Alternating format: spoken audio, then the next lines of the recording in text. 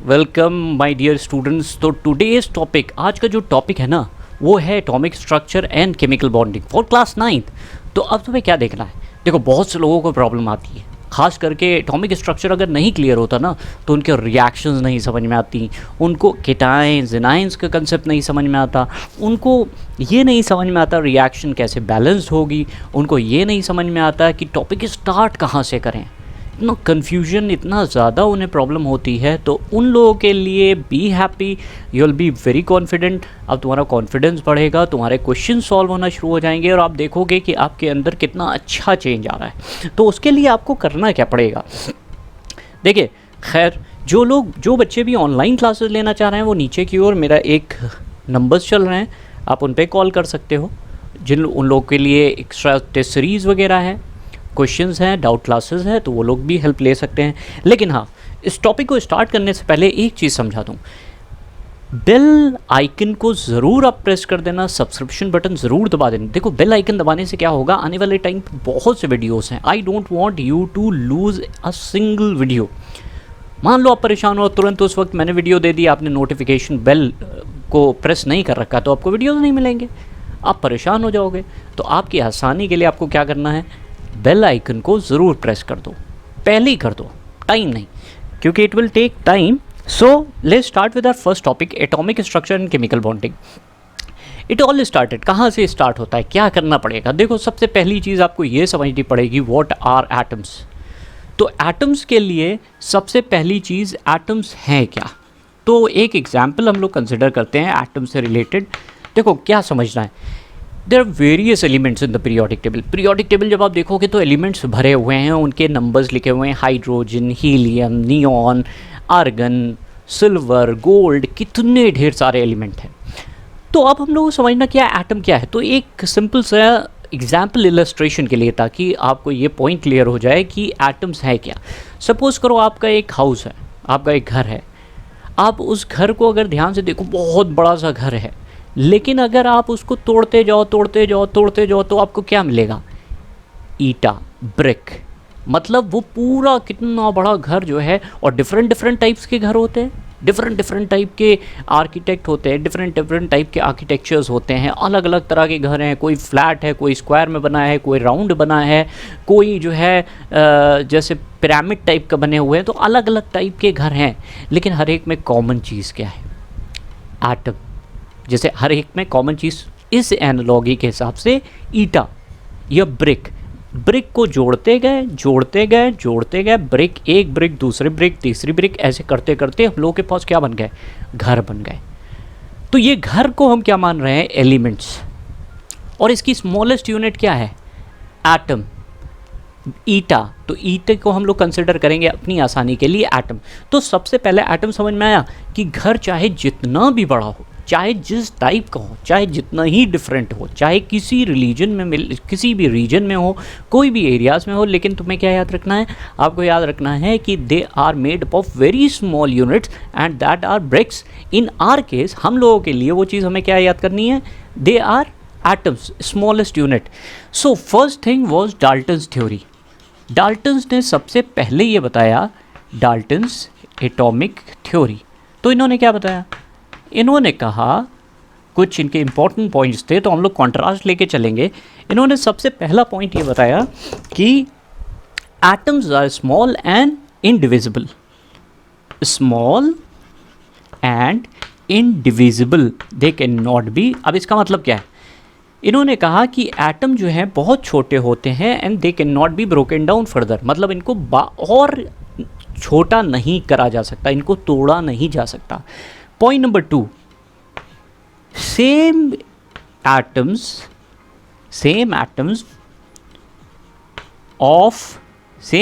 have similar properties,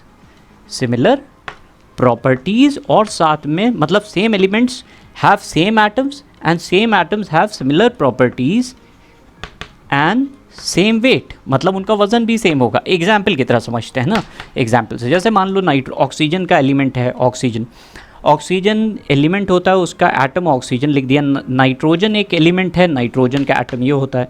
तो इसके atomic weight चाहे कहीं भी हो, ऑक्सीजन का जो एटॉमिक वेट होगा वो कितना होगा 16, नाइट्रोजन का जो एटॉमिक वेट होगा, दोनों डिफरेंट है। अब ऑक्सीजन कोई दूसरा भी कहीं से भी मिलेगा तो उसका एटॉमिक वेट क्या होगा 16, नाइट्रोजन का एटॉमिक वेट कितना होगा, कहीं से भी ले आओ, किसी दुनिया के किसी भी कोने से ले आओ, तब भी उसका वेट कितना होगा 14।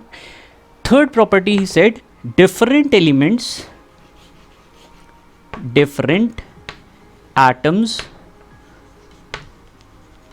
ऑफ डिफरेंट एलिमेंट क्या होगा,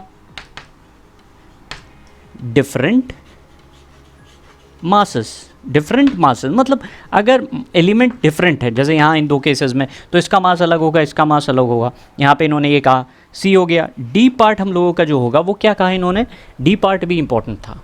it atom can neither be created nor created, neither created nor can be destroyed, neither created nor destroyed. अब देखो, अब यहाँ पे फिर क्योंकि they are in a wall number 1 2 3, क्योंकि ब्रिक्स क्या होते हैं 1 2 3 4, तो अगर हम किसी घर को तोड़ें तो हमें पता है वो millions of bricks, 10,000 bricks, 13,000 bricks, 110 bricks, ऐसे भी सोच सकते हो।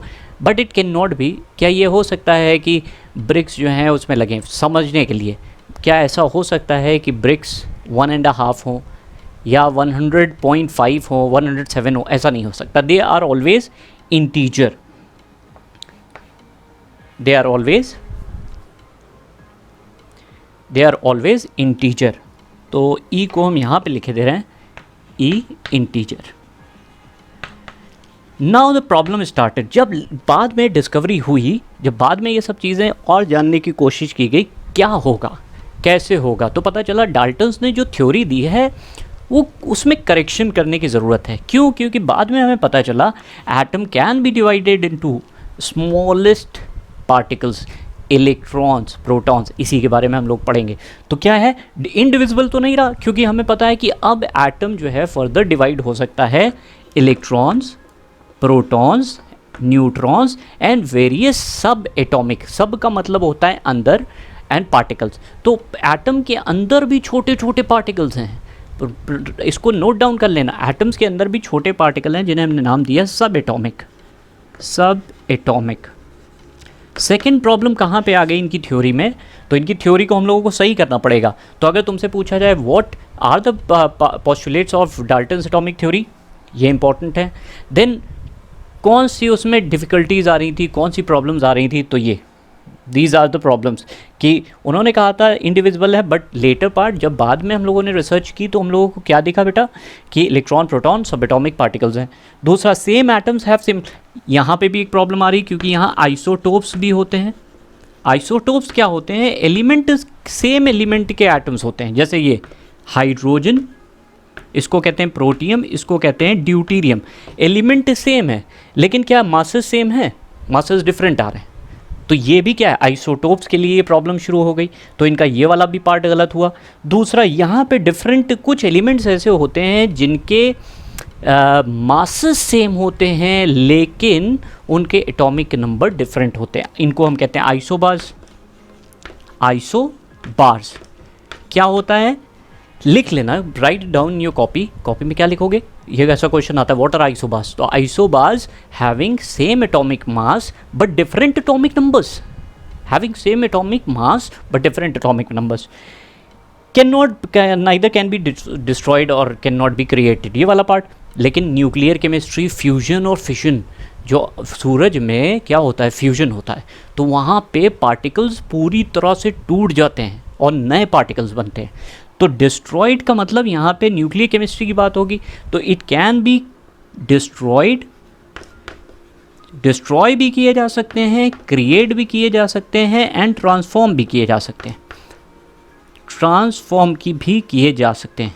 तो ये इंपॉर्टेंट चीज़ हो गई, ये ऊपर लिख देता हूँ, ट्रांसफॉर्म्ड।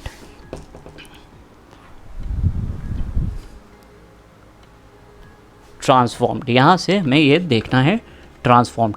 तो देखो हम लोगों ने क्या करा, इसको आसानी से याद हो सकता है। पहले 4 पॉइंट्स इधर की ओर लिखे, small indivisible, but we know कि हम लोगों को पता है कि अब क्या हुआ है कि पार्टिकल्स फर्दर डिवाइडेड हो सकते हैं इलेक्ट्रॉन प्रोटॉन न्यूट्रॉन्स में, इलेक्ट्रॉन प्रोटॉन न्यूट्रॉन। उसके just opposite similar weight, no it can be, हम बात किसकी करेंगे, आइसोटोप्स भी तो होते हैं। फिर what about isotopes, iso means same, topes mean position. तो यहाँ पे तुम देख रहे हो कि एटम सेम एलिमेंट्स के हैं, हाइड्रोजन के हैं, लेकिन एटॉमिक नंबर सेम है, एटॉमिक मासेस डिफरेंट है। यहाँ पे देखो, यहाँ पे इन्होंने कहा कि डिफरेंट मासेस होंगे डिफरेंट एलिमेंट्स के, लेकिन हमें पता है आइसोबाज भी होते हैं। आइसो का मतलब सेम, बाज का मान वेट। तो यहाँ पे पता है कि आइसोबाज हो रहे हैं, तो कॉन्ट्राडिक्शन आ रहा है हर जगह पे, तो इनकी थ्योरी को बदलना पड़ा और पॉस्टुलेट्स नए आए। अब हमें ये डिस्कवर करना था, जब डाल्टन्स ने ये बता दिया कि एटम्स छोटे छोटे होते हैं, बाद में ये भी पता चला कि ये फर्दर डिवाइड हो सकते हैं, तो कुछ एक्सपेरिमेंट करने पड़े। एक्सपेरिमेंट कौन से थे ये हम लोग सीखेंगे। एक्सपेरिमेंट कौन कौन से थे तो वो हमें सीखना पड़ेगा, वेट। तो अब हम लोग देखने जा रहे हैं डिस्कवरी ऑफ इलेक्ट्रॉन। कैसे हुई थी डिस्कवरी ऑफ इलेक्ट्रॉन, क्योंकि ये चीज़ जानना ज़रूरी है ना। डिस्कवरी ऑफ इलेक्ट्रॉन, तो इलेक्ट्रॉन की डिस्कवरी किसने की थी, कैसे हुई थी। देखो एक एक्सपेरिमेंट कराया गया था जिसे हम लोगों ने नाम दिया था क्या, cathode ray experiment.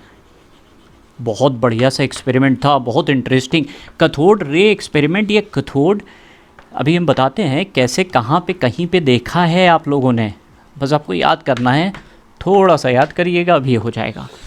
Cathode ray experiment में क्या लिया गया, एक ट्यूब, इस तरह से ट्यूब ली गई, उस ट्यूब में एक कैथोड लगा दिया गया, कनेक्शन हम लोगों ने इधर की ओर नेगेटिव दिया। जब ये छोटी चीज़ होती है तो ये नेगेटिव टर्मिनल होता है, और इधर की ओर हमने, तो ये प्लेट हमारी कौन सी हो जाएगी, पॉजिटिव, और ये प्लेट नेगेटिव। इसको हम लोग कहते हैं कैथोड, इसको हम लोगों ने कहा कैथोड।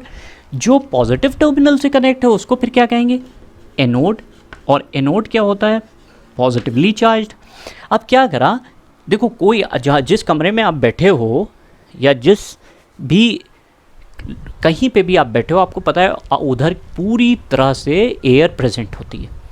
तो कहीं पे भी हो, जैसे आप इस वक्त वीडियो देख रहे हो, तो आप जिस कमरे में बैठे हो वहाँ पे एयर प्रेजेंट है, आप चाहते हो वो एयर निकाल दी जाए।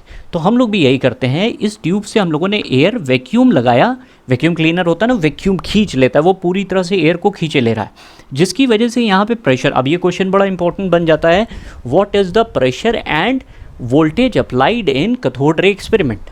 तो याद रखना बड़ा इंपॉर्टेंट है, 10,000 वोल्ट, ओफो 10,000 वोल्ट, इतना पोटेंशियल डिफरेंस।